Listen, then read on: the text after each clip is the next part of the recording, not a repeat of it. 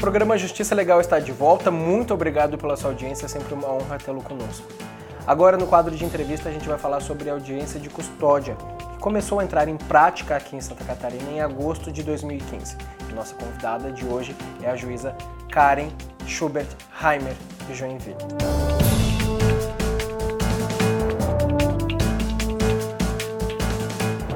Juíza, a nossa audiência do programa Justiça Legal ela é variada. Nós temos tanto em autoridades no direito quanto pessoas leigas. Por isso, eu peço para que você comece essa entrevista explicando para a nossa audiência o que é a audiência de custódia. É um momento em que o réu é trazido na presença do juiz para que seja analisada a situação em que ele foi preso.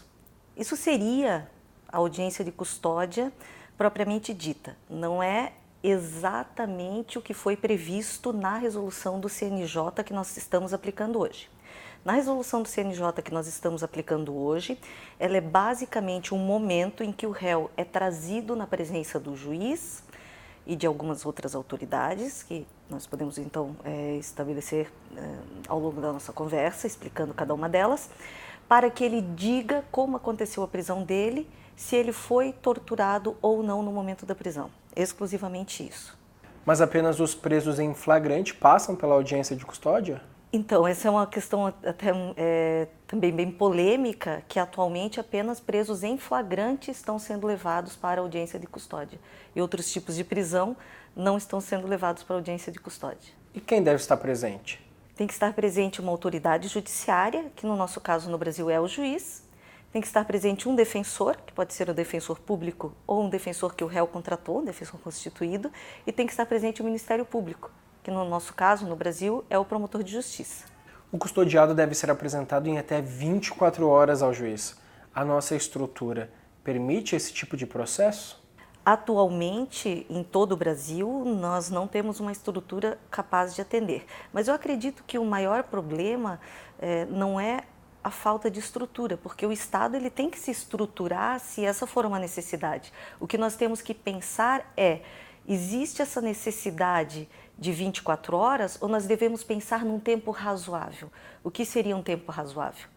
Porque quando nós pensamos em quando ela foi criada, quando o Brasil assumiu essa obrigatoriedade de trazer o preso à presença de um juiz, ele assumiu um tempo rápido, razoável, e não um tempo de 24 horas, que foi um tempo que veio com a resolução do CNJ que estabeleceu a obrigatoriedade da audiência de custódia. Então, uma estrutura nós vamos ter que estabelecer e vamos ter que criar essa estrutura. O mais importante é saber o que seria esse tempo razoável. E o juiz, ele pode já analisar o mérito do caso já na audiência de custódia? Na audiência de custódia, o juiz vai converter a prisão do réu de flagrante para preventiva ou não, ou vai relaxar, ou seja, ele vai analisar o mérito, mas tem um parênteses muito grande. Ele não pode falar sobre este mérito com o réu. Isso é extremamente frustrante, né? A audiência de custódia, da forma como ela foi prevista na resolução do CNJ, que é o que está sendo aplicado hoje, ela serve exclusivamente para perguntar para o réu se ele foi torturado ou não, né? Ou seja, o juiz se tornou um corregedor da polícia nessa parte da audiência de custódia. E o réu, ele chega em juízo e ele quer falar com o juiz, ele quer contar para o juiz a respeito da prisão, mas ele não pode, porque o juiz está proibido de perguntar para ele sobre o fato. Então o juiz não pode conversar com ele sobre o fato, embora ele vá ter que analisar o mérito da prisão depois, mas sem falar com o preso sobre o fato. É uma incongruência que nós temos, que precisa ser corrigida.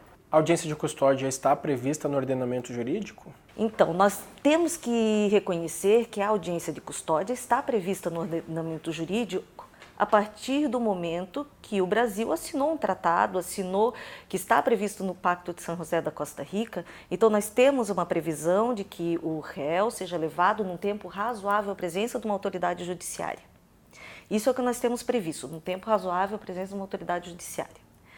Aí veio uma resolução, que é a resolução 213 do CNJ, de 15 de dezembro de 2015, e estabeleceu, considerando outros argumentos, além dessa adesão à audiência de custódia por pactos internacionais do Brasil, considerando que as prisões são muito ruins, a falta de estrutura do Brasil. Considerando tudo isso, fez uma resolução sem nenhuma lei, nós não temos uma lei prevendo audiência de custódia, não temos. Então nós temos no ordenamento jurídico, não temos na nossa legislação ordinária, né, uma previsão da audiência de custódia e uma regulamentação da audiência de custódia. Aí vem essa resolução e ela diz o seguinte: o juiz vai conversar com o preso, perguntar se ele foi torturado em 24 horas e depois vai preferencialmente soltar. A regra é que preferencialmente o juiz tem que soltar. Se não houver nenhuma possibilidade de soltar, aí então o juiz vai prender. E o que a gente vê da leitura dessa resolução, de que você tem que perguntar para o réu se ele apanhou, se ele disser que não, você tem que perguntar de novo, com palavras mais simples, incentivá-lo a falar,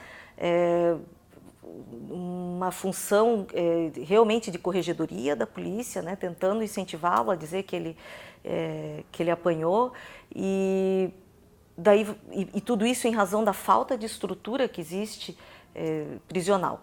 Aí você pensa assim, mas então, para alguns casos em que o juiz pode soltar o preso, você tem que soltar porque a condição é desumana. Mas então, quando o crime é muito grave, você pode deixar preso mesmo que a condição seja desumana? Não é esse o objetivo da audiência de custódia. Você defendeu aí que a audiência de custódia hoje ela é muito como uma corregedoria da polícia para ver se houve agressão ou não. E o que muda na prática se houve agressão? Então, se nós formos pensar em toda a estrutura do que ela foi criada, do que ela foi pensada, né, quando ela foi criada, ela não serve para esse objetivo da resolução. Né? Ela serve para a gente analisar a legalidade da prisão e também, claro, verificar coibir esse tipo de agressão. Então, ela coíbe agressões, evita torturas, e se alguém tiver torturado, aí essa pessoa vai pagar por esse crime também. Mas ela deve servir para a gente analisar a legalidade da prisão como um todo. Atualmente, ela serve para a gente analisar, ela tem essas duas fases, né? Ela serve para a gente exclusivamente perguntar para o preso se ele apanhou ou não apanhou, e depois a gente vai fazer só com base no auto de prisão em flagrante a análise do mérito.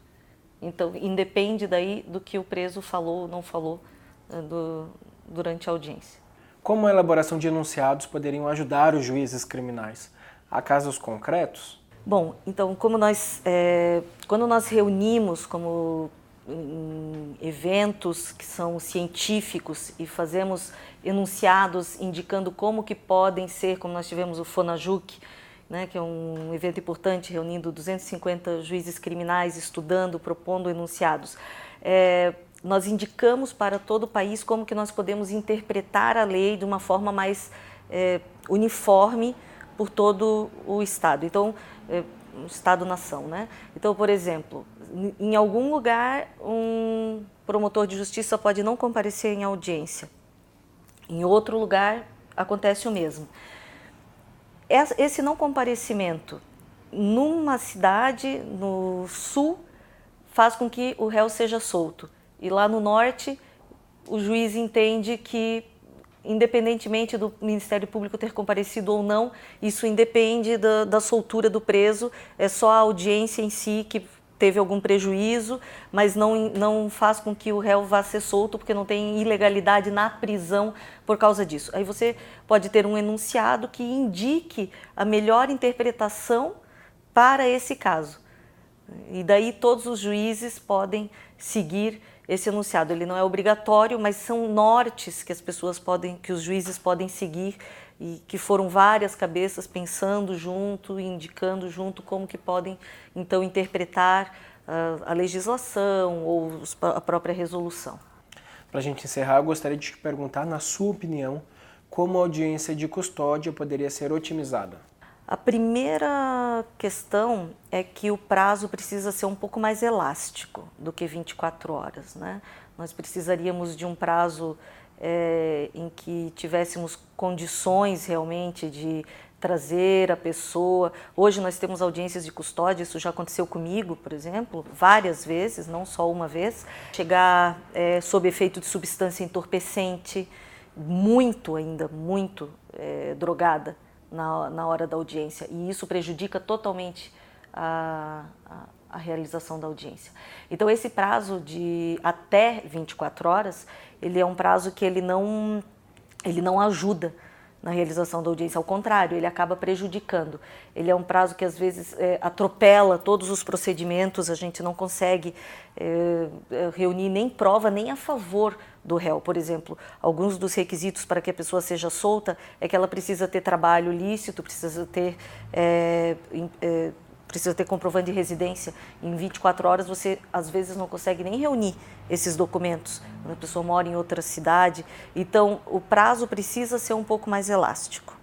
Outra situação que é fundamental é que ela deixe de ser um ato exclusivamente para verificar a situação da polícia e da atuação policial. Ela precisa ser um ato que seja muito mais amplo para que a gente verifique toda a situação do caso. Então, muitos até dizem que nós deveríamos ouvir outras pessoas além do réu, né? E um terceiro ponto que precisaria de uma reforma legislativa mais ampla, mas que seria muito importante nos crimes de menor gravidade, seria uma possibilidade de aplicação imediata de algumas penalidades com a concordância do réu, como na transação penal. Isso seria realmente um avanço gigantesco para crimes, principalmente crimes de menor potencial ofensivo, crimes que tenham penas que não são privativas de liberdade, que tenham penas de multa, penas restritivas de prestação de serviço à comunidade, que você possa na audiência oferecer essa possibilidade de fazer uma transação, fazer uma aplicação desse tipo de proposta para o réu nessa audiência, e ele com o defensor, com o Ministério Público, já aceite. E também, na última possibilidade, de crimes que não tenham essa previsão, que o Ministério Público já possa até oferecer denúncia na audiência de custódia. Num prazo de 2, 3 dias, isso já seria possível. Tudo isso traria um avanço gigantesco para a nossa lei penal. Muito obrigado pela entrevista, juíza Karen, sem dúvida, muito esclarecedor para quem não domina o assunto e instigante para quem conhece bastante desse ordenamento. Obrigado. Muito obrigada. E com essa entrevista esclarecedora, o programa Justiça Legal de hoje chega ao fim, infelizmente. Mas temos um encontro marcado na semana que vem, você já sabe, sempre com entrevistas, as notícias do Poder Judiciário Catarinense e, claro, muita informação para você. Até lá!